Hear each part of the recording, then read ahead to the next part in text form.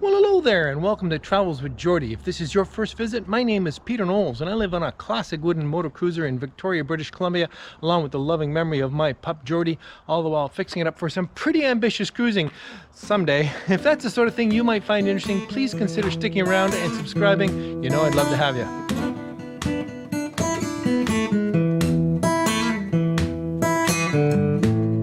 Well, those of you who've been following along will recognize the Vector Yacht Services yard.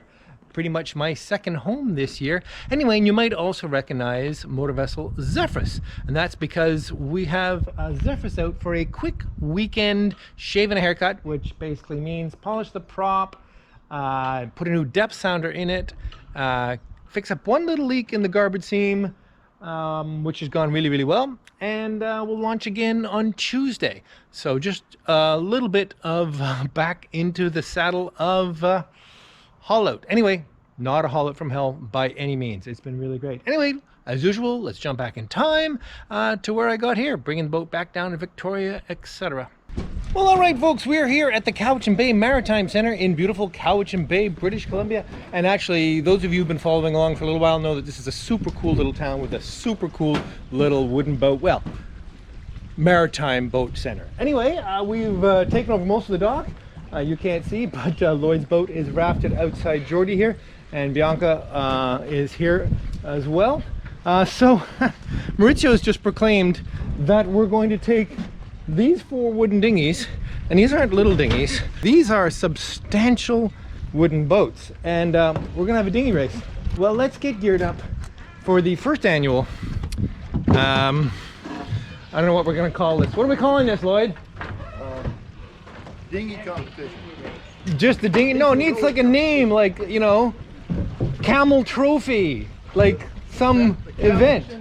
The Cowichan Bay International Competition. Right, because we do have an Italian, Swiss, and then of course an Italian Welsh, and I'm just a mutt. All right, let's get geared up.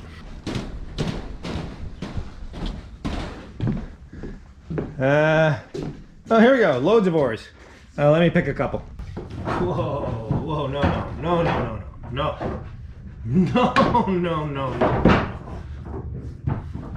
Come on. Oh, here we go. These are a little more reasonable. Yeah.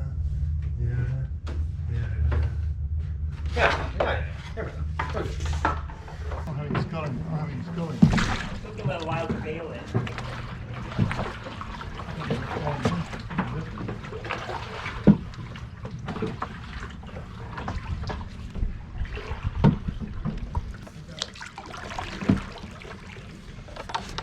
All right then, folks, let's see what we can do. These oarlocks, these oars don't fit in these oarlocks. Do either of you have oars that are sloppy in your oarlocks? How are we going to do this? So there you get that one. You get this one. I get this one.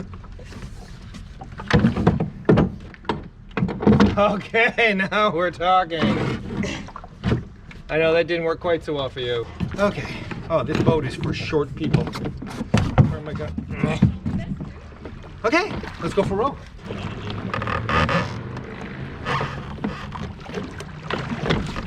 Oh, crossover oars. Don't you love when you have to cross over your oars so you don't pinch your thumbs on the end?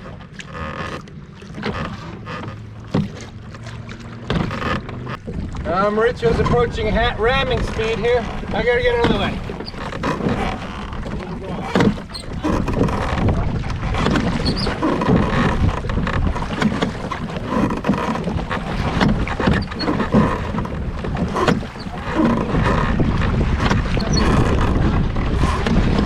Whoa! Glad you guys didn't end up in the water. Standing here? Yeah. Standing start. Somewhere here. Okay, we ready? Bang!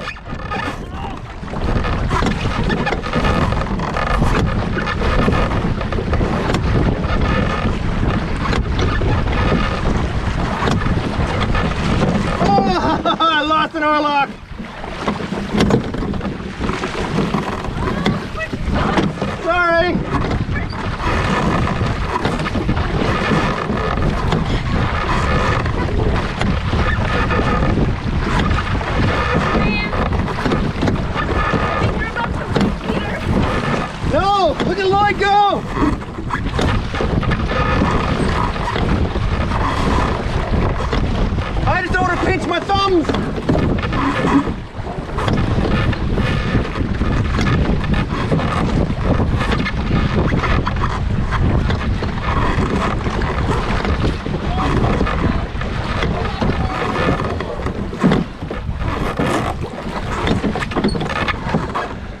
Okay, folks, that's all us.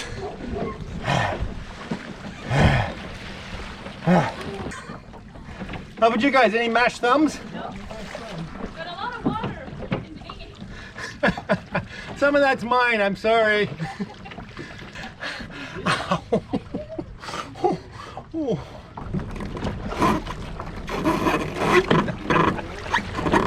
God, those boats look good.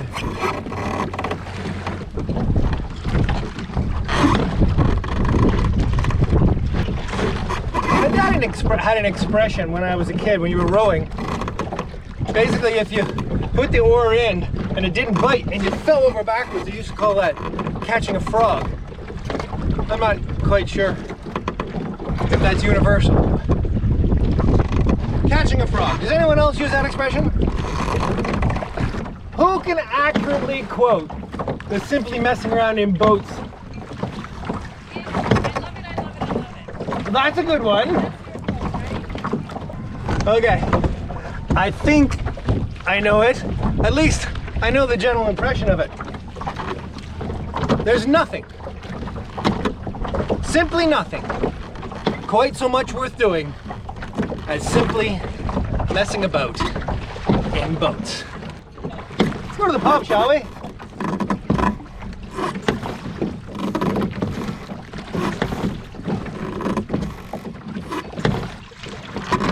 All right. Let's ship this one and use this one to bring us home.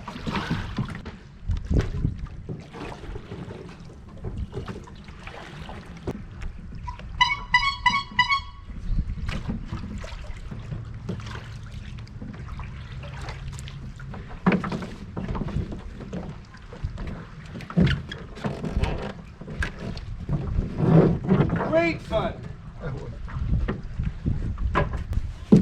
Well, folks, thanks for coming along. Yeah, that's the heaviest boat here. I might have had to give him a 5-minute handicap. Okay, now for all of you Arthur Ransom fans, this boat here is what I think of when I think of Swallow or Amazon. This is, Maurizio has just confirmed, an English-built 1904, which is not inappropriate for that boat. So I see that boat and I just get weak in the knees. I want to see the little Swallow or Amazon pennant at the masthead there. Anyway, big part of my growing up. Fabulous, you're a rocket in that, you are. Those are oars, man. You had the oars. Okay, let's put this away, go to the pub. Cheers. And around the breakwater and into Victoria. Really was a pretty good passage. It's always lumpy, as I think I mentioned, around the bottom of Victoria, being exposed to the Strait of Montefiore, but it's been a lot worse than this. What a great passage, it was really great. Victoria, wow, it's been 2 months.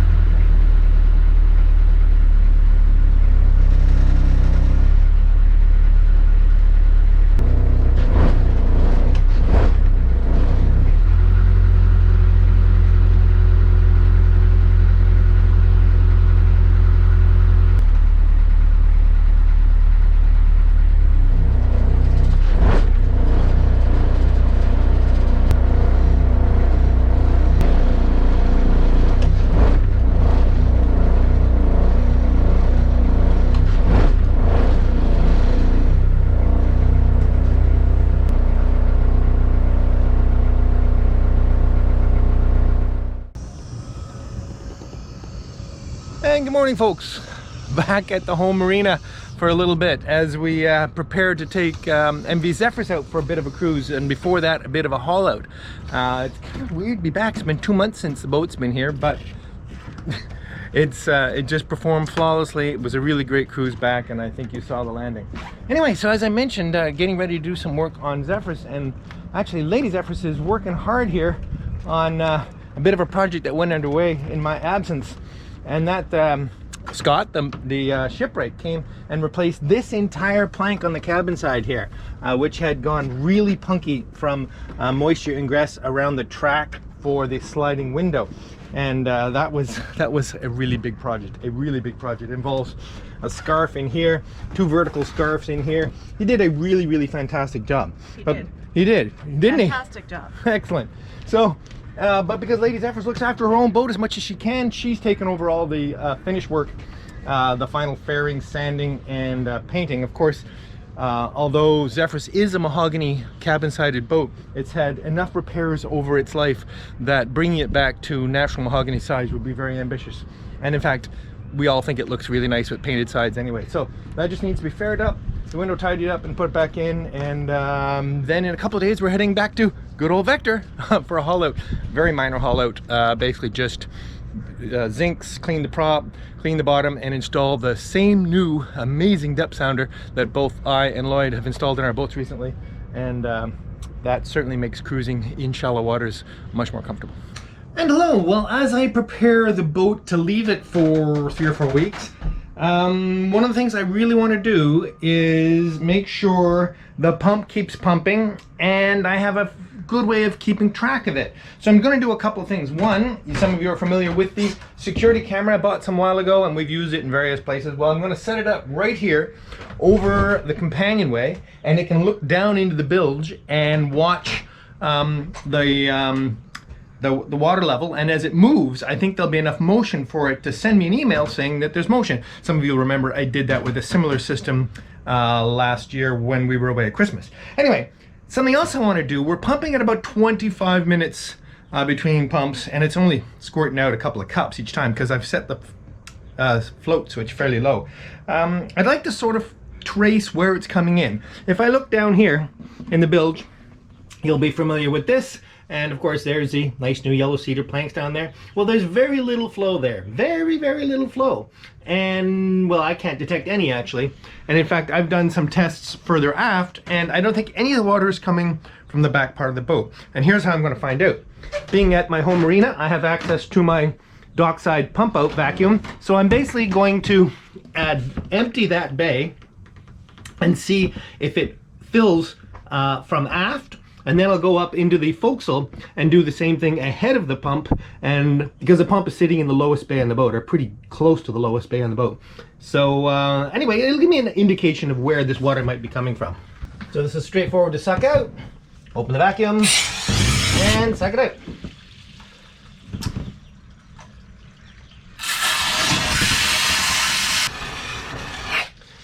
Okay, and as you all know, the limber holes are pretty high, so I'm not going to be draining every bay, and it'll take a while for it to sort of equalize. So this will take a while to get it to the point where not much is flowing anymore. It's pretty clear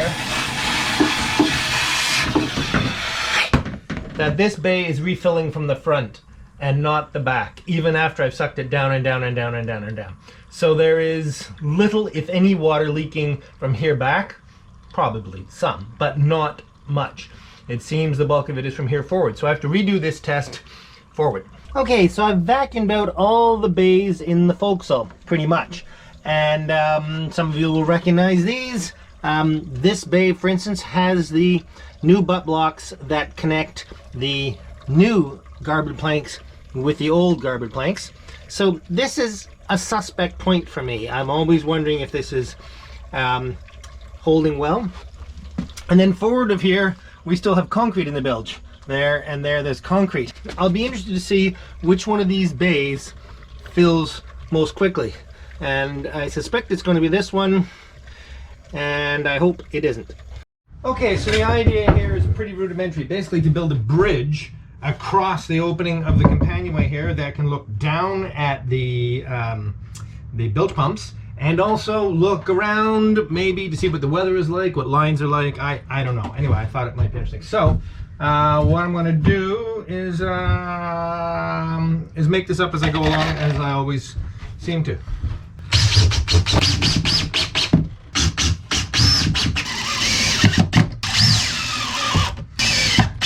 Okay, so this thing will basically bridge across here.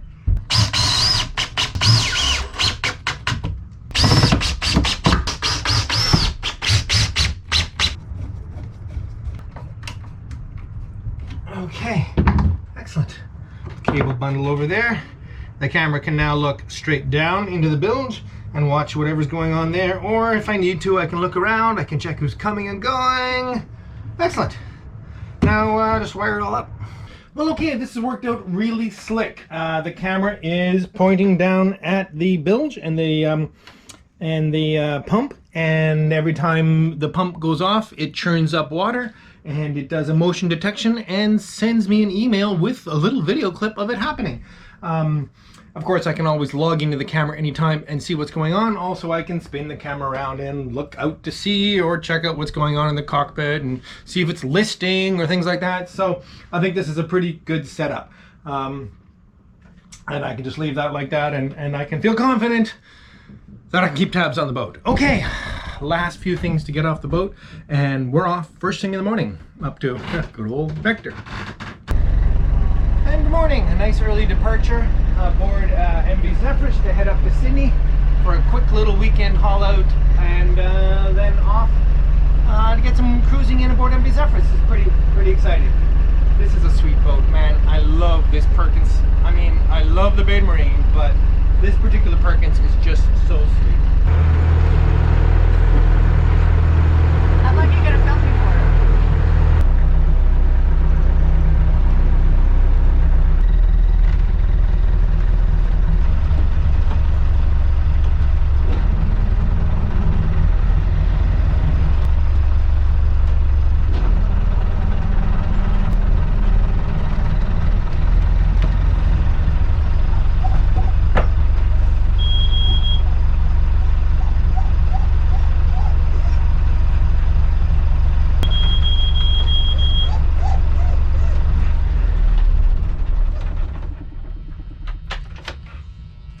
It'll be so nice to be done with this cheap little depth sounder. Yeah, we're in 25 feet of water, but the alarm insists on going off randomly. Okay, Port of Sydney, fantastic. And we're only half an hour, less than half an hour, 20 minutes away from Vector for a first thing in the morning haul, and we're only a 2-minute walk to the pub. Well, good morning from Port of Sydney Marina.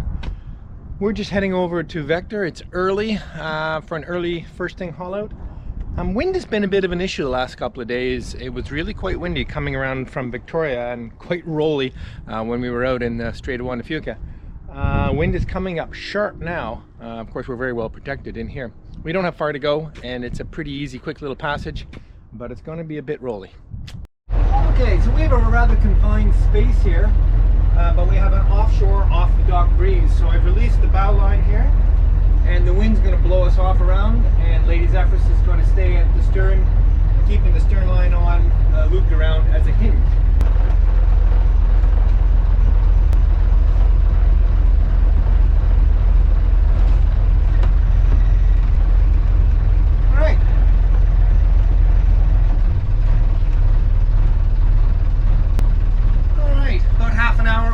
Vector, and let's hope it's not too windy.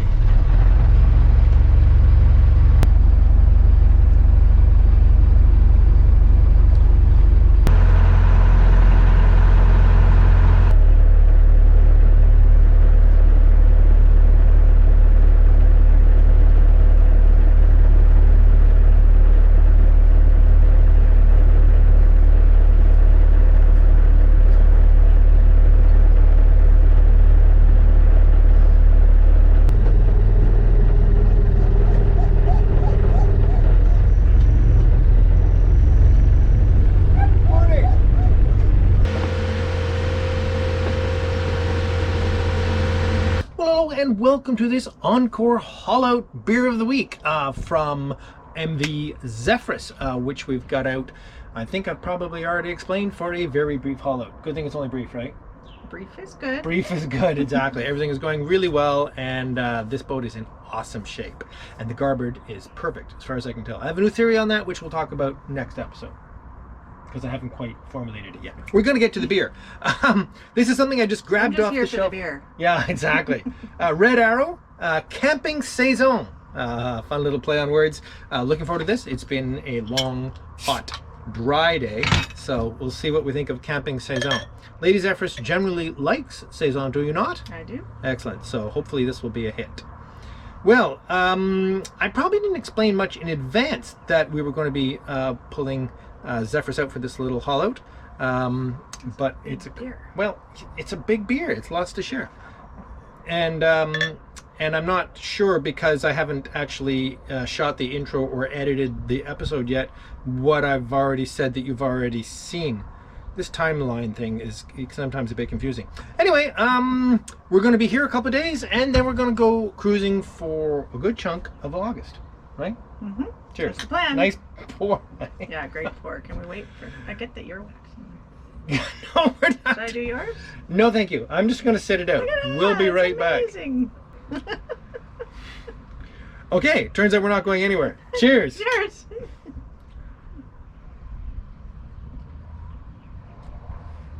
I'm okay with that. Shows you what a connoisseur of saisons I am. Anyway, it's cold. It's different. It's not just another lager or just another IPA. It's got flavor. Exactly. I like it, actually.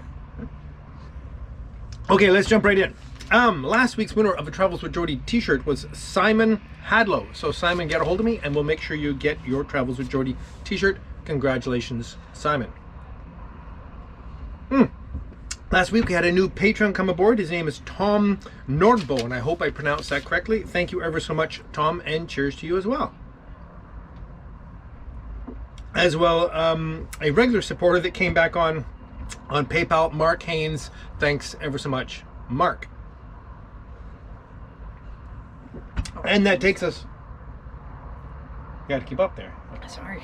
Anyway, moving pretty quick through the chart here. That takes us to the word of the week. And we gave this a bit of thought. Actually, I'm not sure Lady Zephyrus agrees, but... No, I think it's good.